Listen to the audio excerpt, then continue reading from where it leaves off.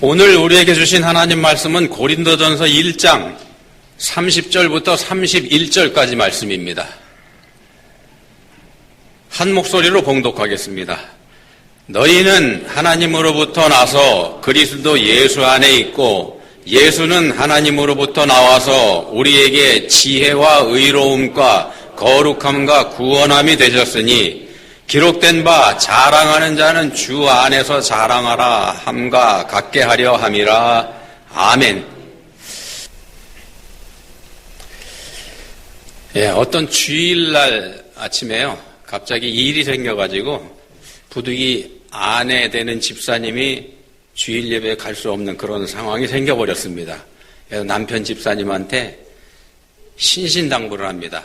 여보, 가서 졸지 말고 눈 크게 뜨고 귀를 쫑긋하게 세우고 목사님 설교 잘 듣고 오세요.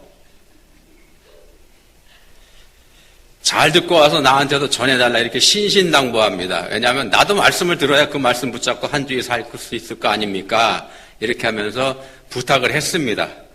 자, 교회 다녀온 남편 집사님이 아내 집사님에게 다가오더니 꼭 끌어안아 주더랍니다. 몇 달 만에 있는 일입니다. 실로 몇 달 만에 있는 일. 너무 짐심이 담긴 포옹을 받은 이 아내 집사님이 감격을 했습니다. 그래서 오늘 설교 말씀을 듣고서 이 양반이 크게 은혜를 받은 모양이다, 이렇게 생각을 했습니다. 물어봅니다. 오늘 설교 말씀이 뭐였냐고. 이 남편 집사님이 대답을 안 하더랍니다. 그러고 그냥 꼭 안아주고. 어찌됐건 그날 남편 집사님은 아내 집사님한테 크게 점수를 받았습니다. 자, 다음날 아침에 아내 집사님이 너무너무 행복해가지고 과일을 조금 준비해가지고 목사님 찾아갔습니다. 목사님한테 좋은 설교 해주셔서 목사님 감사합니다. 그러면서 이제 어저께 아내를 사랑하라 이렇게 설교하신 모양이에요. 참 감사합니다 이렇게 했더니 목사님이 눈을 껌뻑껌뻑하면서 쳐다보면서 뭔 소리 하냐 이런 표정으로 쳐다보시더래요. 그러면서 뭐라 그러냐면은 다 그런 설교 안 했는데 그냥 네 원수를 사랑하라 이렇게 설교했는데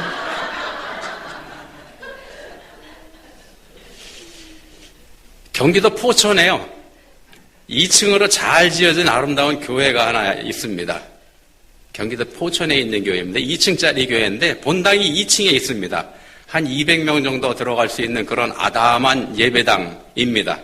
대부분의 시골 교회가 그런 것처럼 이 교회도 인구가 줄어들면서 교인 숫자가 줄어들었습니다. 그래서 이제 지금은 겨우 한 10명 정도, 10분 정도의 어르신들만 남아있는 그런 교회가 돼버렸습니다. 근데 그 동네에, 그 교회가 있는 동네에 선천성 장애를 가진 여자분이 한 분 계셨습니다. 그래서 그 목사님은 오래전부터 그분을 놓고서 기도를 하고 이분을 전도해야 되겠다, 이렇게 마음을 굳게 먹었죠. 근데 좀처럼 잘 안 됩니다. 이 여자분이 마음을 열어주질 않습니다. 한 번은 아예 작심을 하고 마음을 단단히 먹고 아주 진지하게 가서 단판을 짓겠다 이러고서 그 여자분하고 이제 얘기를 했습니다. 나오시라고. 그랬더니 이 여자분이 하는 얘기가, 목사님을 노려보면서 하는 얘기가, 자기처럼 장애를 가진 사람은 교회에 가더라도 2층에 올라가는 거 불가능하지 않냐, 이러면서 목사님한테 면박에 가까운 푸념을 쏟아냈더라는 겁니다. 예, 그런 겁니다. 야, 더 이상 귀찮게 하지 마시오, 이런 투로 짜증을 막 부리더라는 겁니다. 그래서 이 말을 들은 목사님이 딱히 대꾸할 말이 없어가지고, 맞는 말이거든요. 그래서 그냥 궁색한 김에 이렇게 얘기를 했답니다. 그러면은 우리가 자매님이어서 우리 교회에 엘리베이터 놓을 테니까 그럼 그때 꼭 나오셔야 된다고, 나오시겠냐고 약속하시라고. 그렇게 하고 헤어졌습니다. 서로 이제 뭔 소리를 하는지도 모르면서 서로 이제 그러고 헤어진 거죠. 사실은 말도 안 되는 소리 이 목사님이 한 거죠. 교회 형편에 무슨 엘리베이터 하겠습니까? 적어도 수천만 원, 수만 불은 들어가야 될 텐데 이 교회 1년 예산이 얼마나 될까요? 택도 없는 소리를 목사님 하신 겁니다. 근데 부담이 생겼습니다, 목사님한테. 그때부터 목사님이 기도하기 시작합니다. 이 장애우 자매를 하나님 살리기 원하시면 이분을 위해서 우리 교회에 엘리베이터 하나 설치해 주십시오, 이렇게 기도를 합니다. 어떻게 됐을까요? 경기도 포천에 있는 산정호수 근처에 산정리 순복음교회라고 있는 데가 있는데 이 교회에 단 한 사람을 위한 엘리베이터가 설치가 됐습니다. 자, 한 영혼이 천하보다 귀하다는 걸 하나님께서 실제로 입증해 보여주신 사례이기 때문에 지금 소개를 해드렸습니다. 시골 교회에 수천만 원을 들여서 단 한 사람을 위해서 엘리베이터를 설치하는 거, 이게 과연 합당한 일인가? 그게 과연 합당한 일이냐, 할 일이냐, 이런 고민이 우리들한테 있겠습니다만, 한 영혼을 천하보다 귀하게 여기시는 하나님께는 전혀 다른 문제였더랬습니다. 우리한테 진심으로 사랑하는 마음이 있다면, 우리에게 진심으로 사랑하는 마음이 있다면 이 정도 일은 아무것도 아니라는 겁니다. 진심은 하나님에게 또 통하는 겁니다. 그러니까 아내를 또는 남편을 진심으로 사랑한다면, 그러니까 마음속 깊은 곳에서부터 우러나오는 진실한 사랑을 한다면 가정이 행복해집니다. 가정이 행복해집니다. 안 믿으셔도 진짜입니다. 내 주변에 있는 사람을 진심으로 사랑하면은요, 교회가 행복해집니다. 교회가 행복해지고, 교회가 행복해지면 우리의 삶에서 아름다운 향기가 납니다. 혹시 여러분들 중에서 난 사랑받지 못해, 이런 생각하시는 분 계실지 모르겠습니다.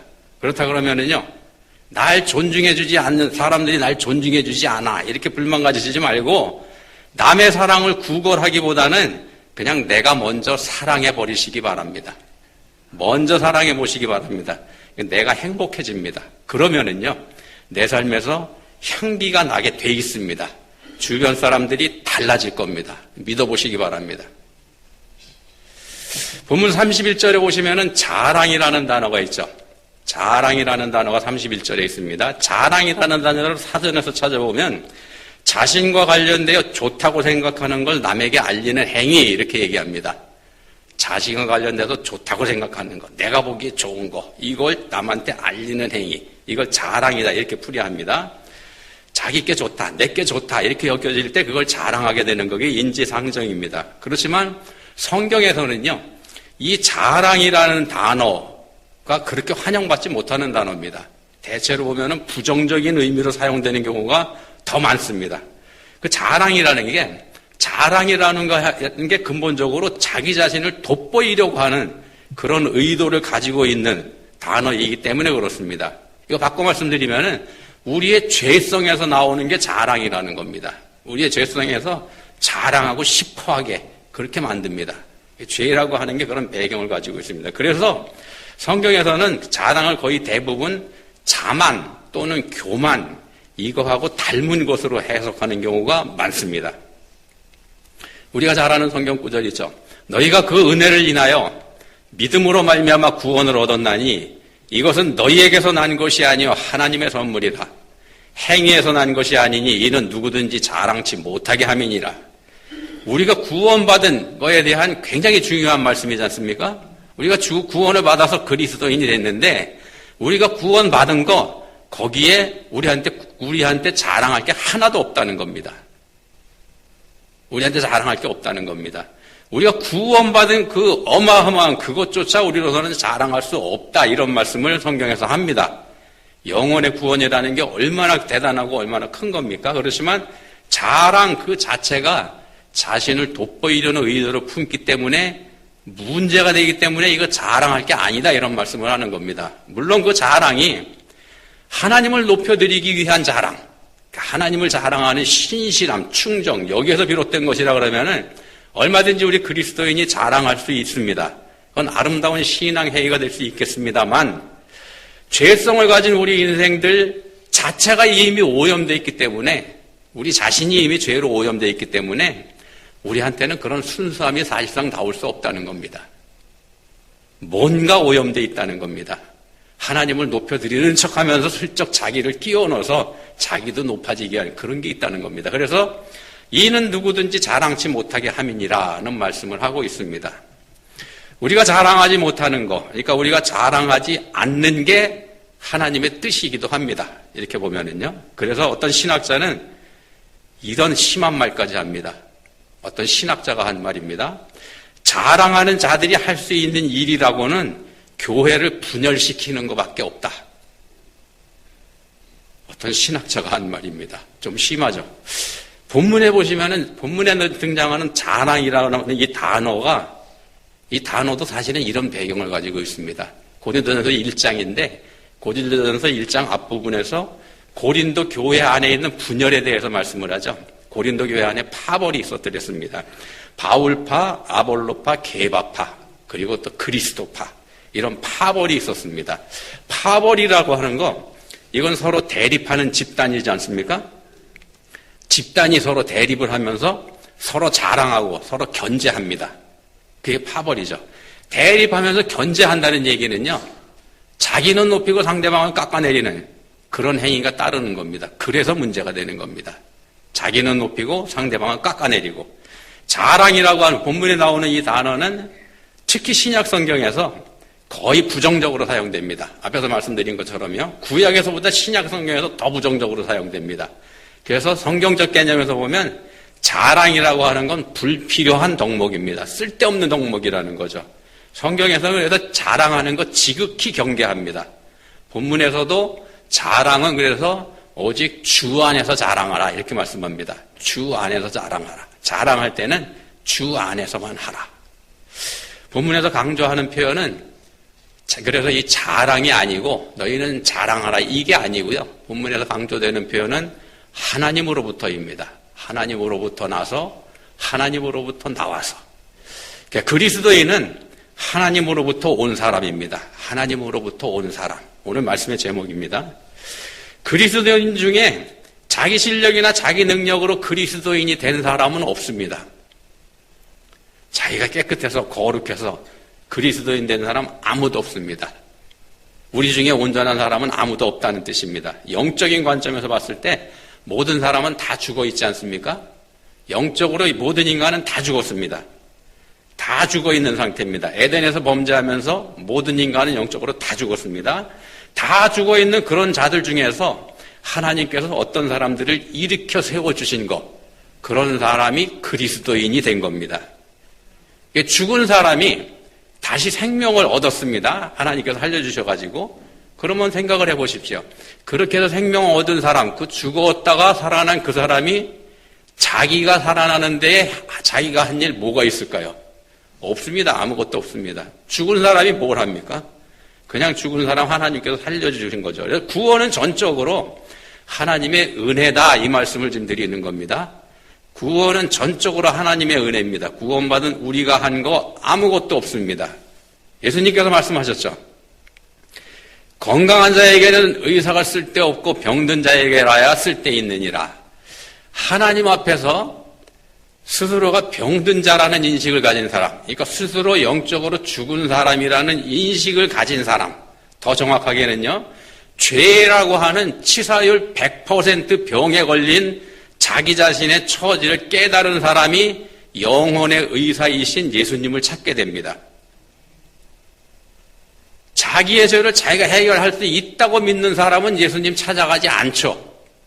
내가 노력해서 내 죄를 다 털어낼 수 있어 이렇게 얘기하는 사람들은 예수님 안 찾아갑니다. 예수님은 믿냐 안 믿냐가 거기서 갈라집니다. 세상의 종교에서는 자기 자신을 갈고 닦아서 스스로 자기가 구원에 이를 수 있다 이렇게 주장을 하죠. 자기가 자신을 수련하고 수양하고 또 자기를 도를 닦아서 자기가 조금 나아져서 결국은 어느 단계에 올라갈 수 있다 이렇게 주장합니다만 성경적 관점에서 보면은 택도 없는 소리입니다. 어린 반푼어치도 없습니다. 주여 나를 떠나서서 나는 죄인이로소이다. 하나님이여 불쌍히 여기소서 나는 죄인이로소이다. 이 말이 우리가 이 세상에서 할 수 있는 가장 정직한 말입니다. 나는 죄인이로소이다. 이 한마디 말 이외에 우리가 하는 모든 말에는요, 사실은 자기 자신을 치장하는 단어가 들어가 있습니다. 나는 죄인이로소이다. 이 말만이 정직하고 정확한 말씀이라는 겁니다. 다른 말은 전부 다 자신을 꾸미고 있습니다. 그리스도인의 신앙생활은 그렇게 가식과 거짓이 더해지는, 자신에게 그렇게 더해지는 가식과 거짓, 이거 하나하나 자기를 벗겨내는 거, 그게 그리스도인의 신앙생활입니다. 우리가 우리 자신에게 있는 거짓과 가식을 하나하나 벗겨내가지고 우리가 깨끗해지고 거룩해져서 우리가 그리스도인이 되는 게 아닙니다. 그렇게 되는 게 아니고 이미 우리는 하나님께 택함받은 거룩한 그리스도인이 됐기 때문에 됐기 때문에 내게 남아있는 세상에 더러운 거, 가식과 거짓, 이거 하나하나 제거해 나가는 겁니다. 그게 우리 그리스도인들의 신앙생활입니다. 근데 자기 자랑은 요거하고 정확하게 반대로 가는 거죠. 벗겨내기보다는 갖다 더하는 게 됩니다. 성도의 신앙 비전은요, 전능하신 하나님의 그 전능하심, 하나님의 전능하심을 이용해가지고 내 꿈을 이루는 그런 거 아닙니다. 오히려 하나님께서 계획하신 어마어마한 창조사역, 이 세계를 운영하시는 하나님의 큰 세계 경영 틀 안에 나 자신을 묶여 들어가는 겁니다. 하나님께서 하시는 그 일에 내가 설득당하는 겁니다. 하나님을 설득해서 나를 도와주시도록 그렇게 하는 게 아니고 하나님께서 하시는 일에 내가 설득당하고 굴복하는 것, 이게 우리 그리스도인들이 해야 될 역할입니다. 그게 하나님께 쓰임받는 거고 그게 가장 복된 일이고 그게 영광스러운 일입니다. 우리 그리스도인의 존재 가치가 바로 그때의 최고가 됩니다. 춘추 전국시대에요, 양자라고 하는 사람이 있었습니다. 유명한 학자입니다. 이 사람이 여행을 하다가 송나라라고 하는 데를 갔는데 가다가 어느 집에 들어가서 며칠 신세를 지게 됩니다. 신세를 짓는데 그 집에 있으면서 이제 그 집 사람들을 이제 보게 되죠. 가만히 보니까 주인한테 첩이 두 사람이 있습니다. 첩이 두 사람이 있는데 한 첩은 이렇게 보니까 자기가 보기에도 정신이 번쩍 들 만큼 예쁘게 생겼습니다. 근데 또 한 여인은 보니까 또 다른 첩은 보니까 자기가 보기에도 놀랄 만큼 못생겼습니다. 극과 극입니다. 근데 그러면 당연히 예쁜 여자가 사랑을 받아야 되는데 가만히 보니까 집주인이 반대로 하더라는 겁니다. 못생긴 여인을 사랑하고 예쁜 여인을 슬슬 구박하는 게 보입니다. 그래서 기회가 닿았을 때 주인한테 한번 물어봤습니다. 어떻게 되신 거냐고. 예쁜 여인을 사랑하실 것 같은데 안 그러시네요. 그랬더니 뭐라 그러냐면 이렇게 얘기를 합니다. 예쁜 아이는요, 스스로 예쁘다고 생각하고 있어서 내가 그 아이를 예쁜 줄 잘 모르겠고요. 못난 아이는 스스로 못났다고 자기가 생각하고 있어서 내가 그 아이를 못난 줄 모르게 됐습니다. 이해가 가세요? 무슨 말씀이신지? 다시 말씀 안 드려도 이해 가시죠? 자, 이 양자라는 학자가 이 얘기를 듣고서 크게 깨달았습니다. 그래서 이렇게 자기 책에다 적습니다. 현명한 행동을 하되 스스로 현명하다는 마음을 버리기만 하면 어디를 가나 사랑받지 않겠나. 현명한 행동을 하되 스스로 현명하다는 마음을 버리기만 하면 어디로 가나 사랑받지 않겠는가. 그럼 사랑받지 않는 이유는 뭡니까? 자기가 똑똑한 체 하는 거죠. 자, 이 세상을 사는 삶의 지혜가 여기 있다는 겁니다. 하물며 하나님 앞에서 사는 그리스도인의 삶이겠습니까? 우리 그리스도인의 삶은 하나님 앞에서 사는 겁니다. 하나님 앞에서 사는 삶이 그리스도인의 삶입니다. 우리가 자랑하는 모든 거 하나님께서 보고 계시고 하나님께서 듣고 계신단 말씀입니다. 하나님 앞에서 합당한 자랑만이 우리를 온전하게 만듭니다.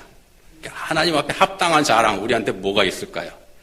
죄로 하나님과 원수가 된 우리가 하나님과 다시 화목해지는 거, 우리 자신의 자랑을 버리는 거, 우리말로 하면 자기 부인, 그거밖에 없습니다. 자기 자신을 부인하는 거. 바꿔 말씀드리면 예수님의 십자가에 의지하는 거, 그것밖에는 우리가 내세울 게 없는 겁니다. 말씀을 시작하면서요, 제가 두 가지 이야기 말씀드렸죠. 원수를 사랑하라는 설교를 듣고 집에 돌아온 남편이 아내가 감동할 만큼 아내에게 애정 표현을 했습니다. 이 얘기 들으시면서 여러분 무슨 생각을 하셨나요? 그 남편 못된 사람이네, 이런 생각을 하셨나요? 아내를 원수로 여겼으니까. 그리고 아이고 이 불쌍한 아내가 속았네, 그런 생각을 하셨나요? 그것도 뭐 일리는 있겠습니다만 그런 거 아닙니다. 그 얘기에 담긴 메시지는 그게 아니고요. 성령 하나님께서는요, 이런 일들을 통해서 아내를 지극정성으로 사랑하지 못했던 남편을 깨우치시는 겁니다. 남편이 왜 아무 말 못했을까요? 애정 표현만 하고. 우리 중에 원수를 진심으로 사랑할 수 있는 사람 아무도 없습니다. 우리 예수님 원수를 사랑하라 말씀하셨지만 우리 중에 원수를 사랑할 수 있는 사람 아무도 없습니다. 원수를 사랑할 수 있는 사람은 오직 한 사람, 예수님 뿐입니다. 예, 아내는 남편한테 원수가 아니란 말씀드리는 겁니다. 그 사실을 남편이 세상 깨달은 겁니다. 그 깨달음을 아내에게 그대로 전한 거고.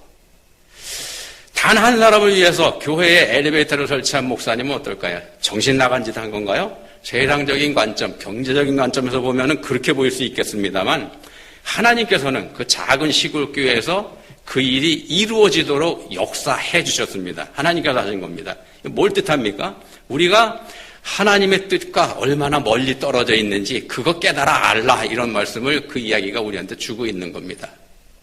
우리 같으면 그런 생각할까요? 어림도 없을 겁니다. 그게 얼만데? 그게 얼만데? 하나님 뭐라 그러십니까? 그 여자아이의 값이 얼마인지 아냐? 자, 우리가 하나님의 원수입니다. 우리가 왼수입니다. 철천지 왼수입니다. 그럼에도 우리 모두는 자기 잘난 맛에 살아갑니다. 자기 자랑거리 찾으면서 살죠. 그리고 살아가면서 나한테서 내 자랑거리 하나로 찾아내면은 그거 가지고 울고 먹고 또 울고 먹습니다. 열심히 자랑합니다. 자기 자신을 세웁니다. 그렇지만 우리 예수님은 원수된 우리를 위해서 자신을 죽이신 분입니다. 단 한 사람 위해서 수천만 원짜리 엘리베이터를 놓은 그런 정도가 아니고요. 우리 예수님께서는 철천지 원수인 나, 여러분 한 사람 위해서 당신의 생명을 내놓으신 그런 분입니다. 그게 하나님 사랑이죠. 하나님으로부터 온 사랑, 하나님으로부터 온 사랑은 희생입니다. 자기 희생입니다. 우리가 자랑할 수 있는 건 오직 하나, 바로 예수님의 그 사랑뿐입니다. 자기 희생 말입니다. 우리한테는 자기 희생, 예수님께서 당신께서 직접 행하신 자기 희생, 그것까지 우리한테는 원하시지도 않습니다. 우린 못하기 때문에. 우리한테 원하시는 건 뭐냐? 자기 부인. 난 아무것도 아니다. 그것만 해라. 그것만 요구하시죠. 우리 모두는, 여러분 모두는요, 이미 우리 예수님의 자기 희생, 그 자기 희생의 사랑을 다 받으신 분들입니다. 구원받으신 분들은 이미 자기 희생의 그 대가를 이미 받으신 분입니다. 그것만이 우리의 자랑이 돼야 됩니다. 이 세상 것 중에 우리가 자랑할 거 아무것도 없습니다. 바울 사도는 자신의 그 대단한 배경, 그거 전부 다 배설물이다 이렇게 얘기했죠. 배설물, 점잖은 표현이지 직접적인 표현으로 하면 똥입니다. 똥. 다 똥으로 여겨버렸다는 겁니다. 그 배설물 때문에 웃고 울고 그러지 마시고 오직 예수님을 사랑하시는 여러분이 되시길 바랍니다. 예수님을 사랑해 보시기 바랍니다. 그렇게 하시면은 이미 받은 사랑 아시게 될 겁니다. 이미 여러분이 받은 사랑, 그것만으로도 대단합니다. 거기에 감사해 보시기 바랍니다. 무조건 감사해 보시기 바랍니다. 그러면은 삶이 날마다 새로워집니다. 기도하시겠습니다. 하나님 아버지, 사랑하는 자는 주 안에서, 자랑하는 자는 주 안에서 자랑하라 하셨는데 저희는 주 안에서가 아니라 저희 이름으로 자랑합니다. 남보다 더 나아 보이기를 저희는 원합니다. 세상에만 관심이 있습니다. 이제는 저희가 예수님 바라볼 수 있기 원합니다. 철천지 원수인 저를 먼저 사랑하신 우리 예수님 바로 알기 원합니다. 그리하여서 주 안에서 자랑하는 저희가 다 되게 해주시기 원합니다. 저희에게 은혜 주시기 원합니다. 예수님 이름으로 기도합니다. 아멘.